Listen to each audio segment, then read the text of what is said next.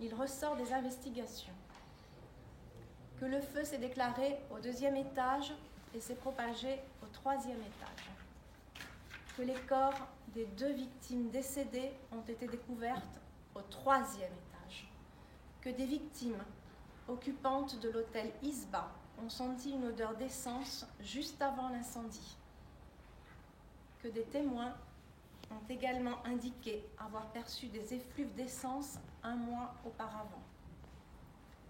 Il ressort de nombreux témoignages que des altercations ont eu lieu au sein du bâtiment dans les semaines précédant les faits, sans que ne soit établi de lien formel avec le déclenchement de l'incendie du 20 janvier.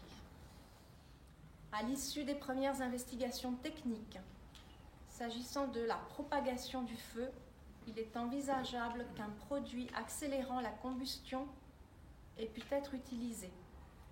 Les analyses des prélèvements effectués sur place sont à cette heure toujours en cours.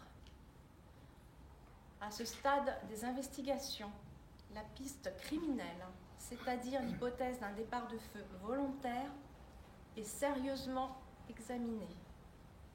Je tiens néanmoins à indiquer que nous n'avons pas d'éléments tangibles nous permettant d'identifier un ou plusieurs auteurs.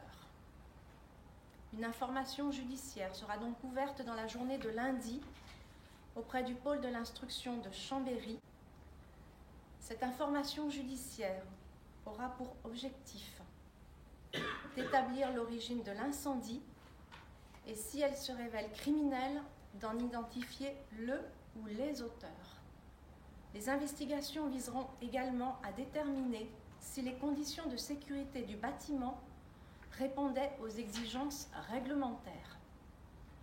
La cosaisine de 2 juges d'instruction est envisagée. S'agissant des 2 victimes décédées, les autopsies réalisées ont conclu à la mort par asphyxie. Leur identification a été formellement établie par l'Institut de recherche criminelle de la Gendarmerie nationale tard hier soir, après avoir procédé à des comparaisons ADN. Il s'agit d'une jeune femme de 32 ans née à Mayotte et d'un homme de 50 ans né à Roubaix. Tous 2 étaient employés dans les hôtels-restaurants de la station de Courchevel. Par ailleurs, 17 personnes blessées ont été recensées, dont 4 grièvement sont toujours hospitalisées. Parmi ces personnes, plusieurs sont de nationalité étrangère, notamment colombienne, uruguayenne, polonaise, italienne et belge.